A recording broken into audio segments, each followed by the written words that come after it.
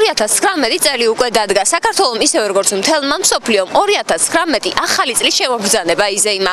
მეგატივი დაინტერესდა თუ როგორი მოლოდინით და როგორი განწყობით შეხვდნენ ახალ წელს ქუთაისში. ეს საახალწლოდ ქუთაისის დაცარიელებული ქუჩებია. როგორც ჩანს, ადამიანთა უმეტესობა წლის პირველ დღეს სახლში, ოჯახის წევრებთან, ახლობლებთან და მეგობრებთან ერთად ატარებს. მიუხედავად ამისა, მეგატივმა მაინც შეძლო იმ ერთეული ქალაქში გამოსული ადამიანების ჩაწერა, ვინც 1 იანვარს სახლიდან სამსახურმა, გართობის თუ უბრალოდ პატარების გახარების სურვილმა გამოიყვანა. ტრადიციულად ოჯახში, ჩვეულებრივად, როგორც ქართველ ყველა ოჯახში ეფერება, ისე ოჯახის წრეში, მეგობრებთან, ათესავებთან.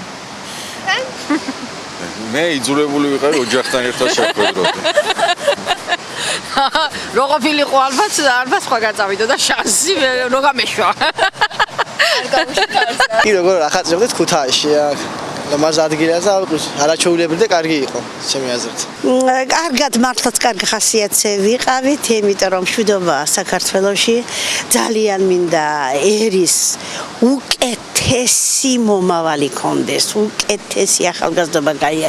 სადაც ძალიან კარგები ახლაც, მაგრამ მაინც უკეთესი მინდა, რომ კარგი ბავშვობა კონდეს ახლანდელებს, კარგი კაცობა, კარგი ქალობა, რომ გამოადგეს თავის თავს ოჯახს და სამშობლოს შვილს.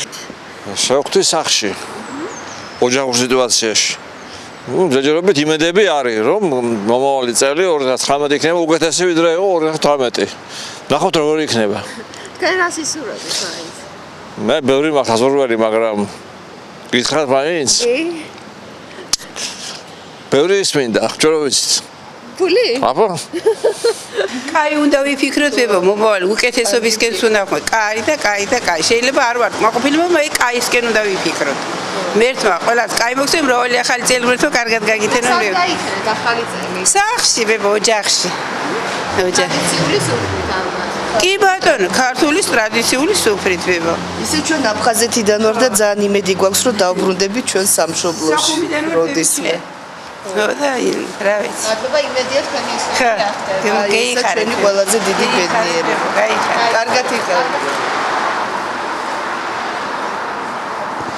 მიუხედავად ზოგადი დადებითი საახალწლო განწყობისა, რთულია გვერდია უაროთ იმ რთულ სოციალურ ფონს, რომელიც ქვეყანაშია შექმნილი. ეს მეგატივის რესპონდენტების პასუხებშიც კარგად ჩანს.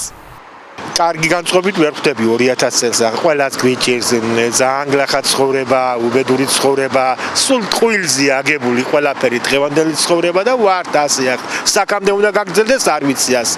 ასე იქნება, მე მგონია, სანამდე ხალხში ეროვნული ხელისუფლება არ მოვა, რომელიც ქართულ საქმეს გააკეთებს. მანამდე კიდევ უარესობით და უარესობისკენ წავა. იმიტომ რომ ეს ხელისუფლება არის მოღალატე და უცხოეთის მიერ დანიშნული ხელისუფლება. სახლში შევხვდი შვილო სახლში. მაგრამ განწყობა ჩვენ რო გვინდა ისეთი არა გვაქვს, მაგრამ მაინც კარგად შევხვდით. რა ვქნათ, სხვა უკეთესი არაფერი არა. რა სისურვებით 2019-ში? გაუმჯობესებული ყოს ჩვენი ცხოვრება, შვილო, რა ვიცი, ძალიან მძიმეთა ვართ რა. სრულიად ჭეშმარიტი, კარგად შევხვდი, ყველაფერი ნორმალურად ჩავიმტარდა, ჩავატარე ნორმალურად, მაგრამ გულისხმობა ხალხი რო გაჯერება ცხოვრობს.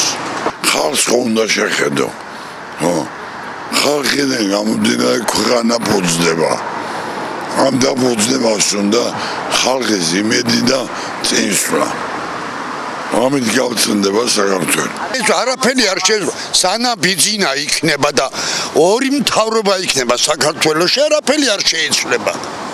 მთავრობა, რომელიც სახელმწიფოს დამისაკლეთ ვისაკავს ორი მთავრობა. ანუ ეს უწიგნური კაცი, მაფიოზი სანამ იქნება, საქართველოს არაფერი არ ეშველება.